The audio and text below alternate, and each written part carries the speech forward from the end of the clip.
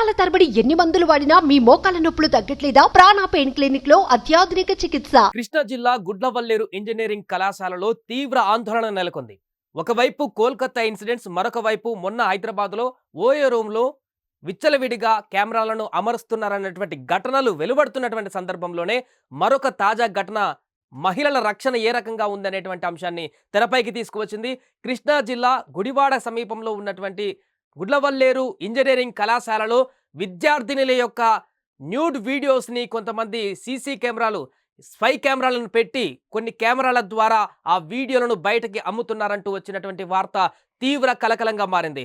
Final year విద్యార్థి పైన దాడికి యత్నించారు సహచర విద్యార్థులు. ఈ విషయం తెలిసిన తర్వాత వారం రోజులు గడుస్తున్నా కూడా ఈ విషయాన్ని బయటికి పొక్కకుండా కాలేజీ యాజమాన్యం బయటికి తీసుకురాకుండా జాగ్రత్తలు పడుతుందంటూ కూడా ఆరోపిస్తున్నారు అక్కడున్నటువంటి విద్యార్థులు.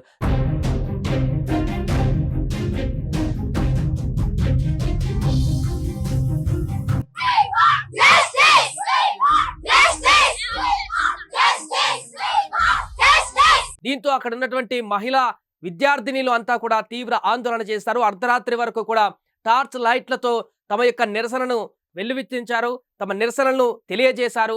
మిగతా వారిపైన చర్యలు తీసుకోవాలి, ఇలాంటి చర్యలకు పాల్పడుతున్నటువంటి వారిపైన కఠిన చర్యలు తీసుకోవాలంటూ కూడా వారు ముక్త కంఠంతో వెల్లడిస్తున్నారు. సో బాత్రూమ్లలో, విద్యార్థినిలు వెళ్ళేటువంటి బాత్రూమ్లలో ఈ యొక్క నిఘా కెమెరాలను పెట్టి అక్కడి నుంచి ఏదైతే ఈ మహిళలు ఉన్నటువంటి ఈ స్టూడెంట్స్ ఉన్నటువంటి హాస్టల్లో బాత్రూములలో ఒక అమ్మాయి సహకారంతో ఈ యొక్క కెమెరాలను బాత్రూములలో పెట్టి ఆ కెమెరాల ద్వారా రికార్డ్ అయినటువంటి వీడియోలందరినీ కూడా బాయ్స్ హాస్టల్స్కి ఈ కెమెరాలను రికార్డ్ అయినటువంటి వీడియోలను పంపించి ఆ వీడియోలను బయటికి విక్రయిస్తున్నారనేటువంటి ఒక సంచలనమైనటువంటి వార్త బయటకు వచ్చింది. అయితే దీన్ని యాజమాన్యం తొక్కుపెట్టేటువంటి దిశగా అడుగులు వేస్తున్నట్టుగా, పోలీసులు కూడా సరైనటువంటి విధంగా దీన్ని డీల్ చేయట్లేదనేటువంటి ఆరోపణలు మిగతా విద్యార్థులు కూడా చేస్తున్నారు.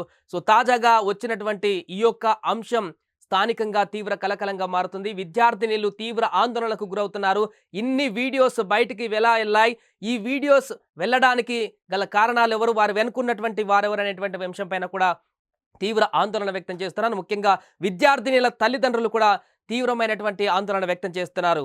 తమ కూతుర్లు, తమ యొక్క పిల్లలు కళాశాలకు వెళ్ళి చదువుకోవడానికి వెళ్ళి హాస్టల్లో ఉంటున్నటువంటి విద్యార్థినుల పట్ల ఈ రకమైనటువంటి చర్యలు దాపరిస్తున్నటువంటి తరుణంలో వారు కళాశాలకు పంపించాలంటేనే భయపడేటువంటి స్థితి కలిగిందంటూ కూడా ఆందోళన వ్యక్తం చేస్తున్నారు. వరుసగా జరుగుతున్నటువంటి ఈ పరిణామాలన్నీ కూడా మహిళల భద్రత ఏ రకంగా ఉంది, విద్యార్థినులకు రక్షణ ఏ రకంగా ఉందనేటువంటి అంశాన్ని తెరపైకి మరొకసారి తీసుకువస్తుంది. ఇది నేరుగా కళాశాలలోనే జరిగినటువంటి అంశం కాబట్టి ఇంకా ఈ యొక్క అంశం తీవ్రంగా మారినటువంటి పరిస్థితి. మరి దీనిపైన ఇంజనీరింగ్ కళాశాల యాజమాన్యం ఎలాంటి చర్యలు తీసుకుంటుంది, వారు ఏం సమాధానం చెప్తారు, పోలీసులు ఎలాంటి చర్యలు తీసుకుంటారు, దీనికి సంబంధించి మిగతా స్టూడెంట్స్ యూనియన్స్ ఏ రకమైనటువంటి ముందడుగు వేస్తాయి అనేది చూడాలి. ప్రస్తుతానికైతే గుడ్లవల్లేరు ఇంజనీరింగ్ కళాశాలలో నెలకొన్నటువంటి ఈ అంశం పెను సంచలనంగా మారింది. దీన్ని తొక్కిపెట్టేటువంటి దిశగా కొంతమంది ప్రయత్నం చేస్తున్నారు. 300కు పైగా వీడియోలు అంటే నాట్ జోక్, చాలా పెద్ద విషయం ఇది. చాలామంది మహిళలు, ఎంతో భవిష్యత్తు ఉన్నటువంటి విద్యార్థినిల యొక్క భవిష్యత్తు ఉన్నటువంటి ఈ అంశానికి సంబంధించింది ఇది.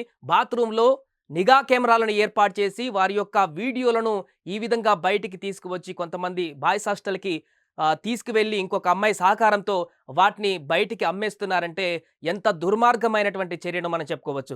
సో దీని పట్ల ఇమ్మీడియట్లీ యాక్షన్ తీసుకోవాలి, ప్రభుత్వం కూడా స్పందించాలంటూ కూడా డిమాండ్లు వినపడుతున్నాయి. ప్రస్తుతానికైతే అక్కడ వి వాంట్ జస్టిస్ అంటూ కళాశాల ప్రాంగణం అంతా కూడా విద్యార్థినులు దద్దరిల్లిపోయేలాగా ఆందోళన చేస్తున్నారు. అర్ధరాత్రి వరకు కూడా ఒక హైడ్రామా కొనసాగింది. సో దీనికి సంబంధించి ఏపీ ప్రభుత్వం ఏ రకంగా స్పందిస్తుందో చూడాలి.